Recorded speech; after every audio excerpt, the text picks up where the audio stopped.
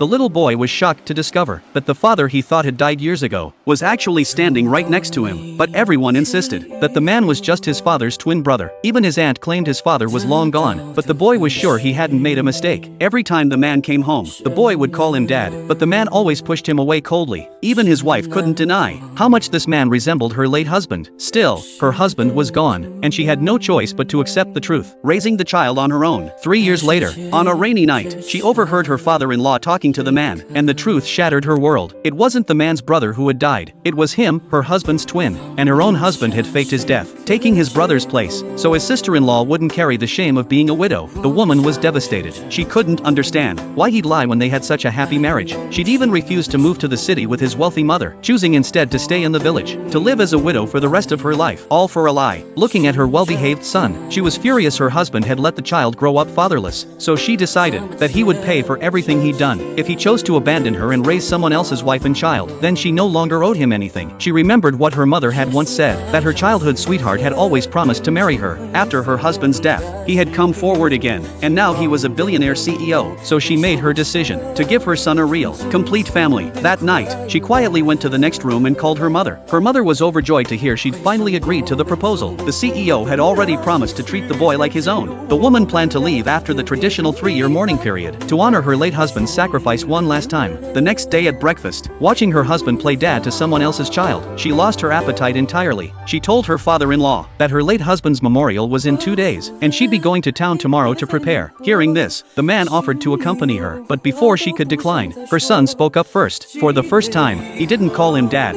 he called him uncle. The man froze, and asked if he'd heard that right. The boy nodded, saying he now understood he'd mistaken his uncle for his dad before, and promised not to make the mistake again. The man's face went stiff. He looked like he'd realized something. He tried to explain, but his father quickly stopped him, so he simply said that as the boy's uncle, it was only right he looked after them. But the woman coldly replied that since he wasn't the child's real father, they didn't need his help anymore. Then she left with her son. The next day, she took her son to town to buy supplies for the wedding. Before leaving, the boy spotted a beautiful wedding dress and said she would look stunning in it. She agreed to try it on, since she was about to be married. When she stepped out in the gown, even the staff were amazed by her beauty, and she bought it on the spot. Just as they were leaving, the man and his sister-in-law entered the same shop. Seeing her in a bridal store, the man demanded to know what she was doing there, but the woman reminded him that he was just her late husband's brother and had no say in her life anymore. Then she walked out without looking back. He noticed the dress she bought, but assumed it was just a normal outfit, certain that she still loved him too much to remarry. Finally, the wedding day arrived. The CEO sent his assistant to pick her and